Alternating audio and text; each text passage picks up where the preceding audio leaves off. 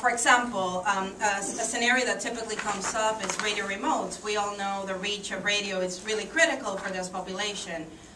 Does that count as a paid engagement? Not necessarily. You're messaging it. You have your spokesperson on air. You have several interventions during the course of the day. So that needs to be counted for PR. And those, again, are conversations that need to happen from the onset. And then social media is another area. As we know, the blogger community, the Latina blogger community is growing tremendously. That said, the definition of the reach is not there yet. I mean, we're trailing behind the general market in these discussions, and we need to understand that. However, a Mamá Contemporánea in Dallas may not have the reach of someone who participates in Blog Her, but she will go to your event, she will post pictures, she will engage her whole blogger community, she will be your advocate, and she will cover you every time that you reach out to her if you have relevant information. So those, again, need to be part of the equation. And then the quality discussion. And here it's just a mix of everything that we stated before. Who are your key audiences, what are your messages, and what relationships you're looking to really capture in the program that you're doing. It's what matters here too.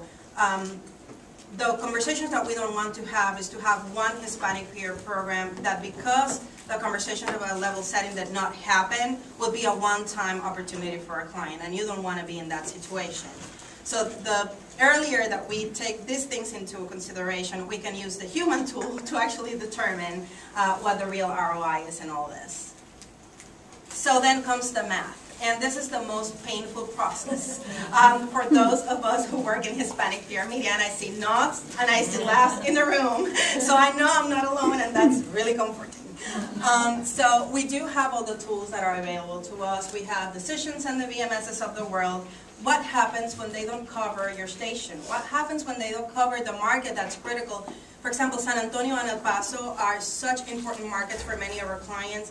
You sometimes have to look at 3-4 vendors at a time to get a real read on the impact on that market.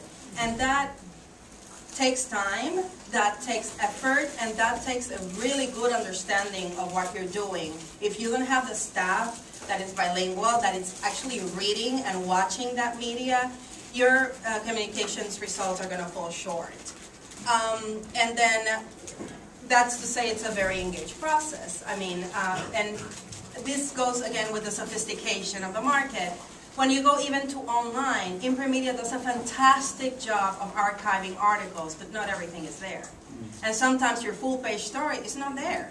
So you need a person to actually physically still go through that and have the connection with the editor, call them up, understand the demographics, understand the circulation, and do that monitoring process.